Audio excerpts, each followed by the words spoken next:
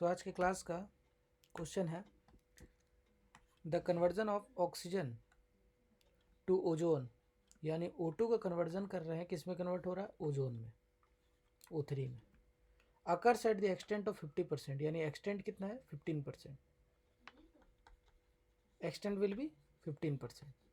The mass of ozone date can be prepared, कितना ozone prepared हुआ होगा अगर हम 67 लीटर लेते हैं ऑक्सीजन का, यानी oxygen is 67.2 litre, right. And 1 ATM pressure है इसका, और क्या है? 273 केल्विन है, ठीक है। तो सबसे पहले हम क्या करेंगे, हमें कह रहा है कि एक्सटेंट अगर 15% है तो कितना प्रोड्यूस होना चाहिए, ठीक है। तो यहाँ पर अगर हम देखेंगे तो यहाँ पर हम लगाएंगे स्टोइकियोमेट्री। तो सबसे पहले रिएक्शन को बैलेंस कर लेते हैं, तो ये 3 हो जाएगा और ये 2 हो जाएगा। नाउ इस स्टेटमेंट से समझ में क्या आ रहा है कि अगर 3 मोल ऑक्सीजन होता है, 3 mole of O2 produce 2 mole of ozone, यानी 2 मोल ऑफ O3। सिमिलरली अगर 1 मोल O2 होता तो produce 2/3 mole of O3, 2/3 mole O3 produce होगा। तो अब हमें ये जानना है कि इस गिवन डाटा से कितना मोल ऑक्सीजन का गिवन है।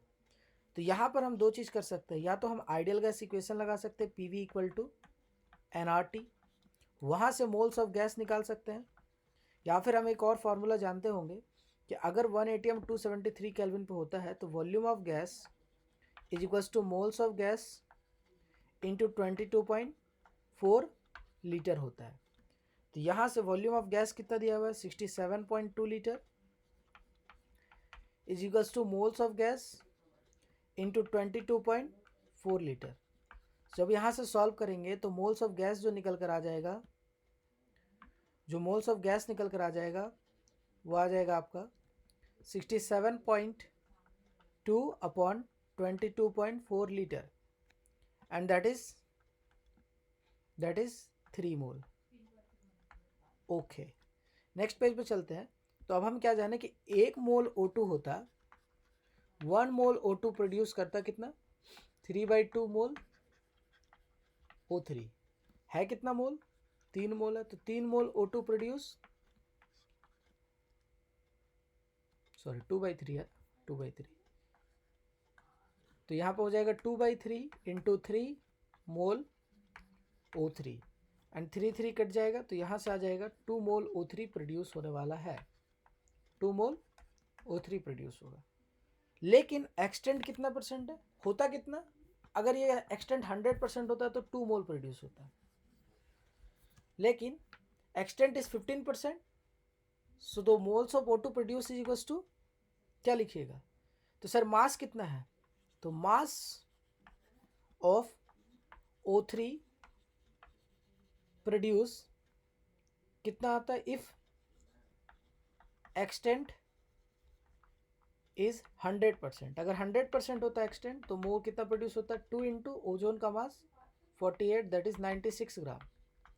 लेकिन यहाँ पर एक्सटेंट 15% है, एक्सटेंट इज 15%, सो जो प्रोडक्शन होगा वो कितना हो जाएगा?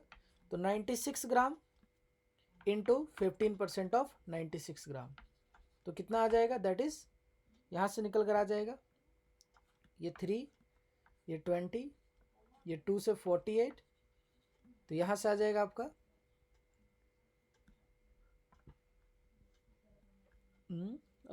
24 to 12, यानी 14.4 ग्राम ऑक्सीजन प्रोड्यूस होगा।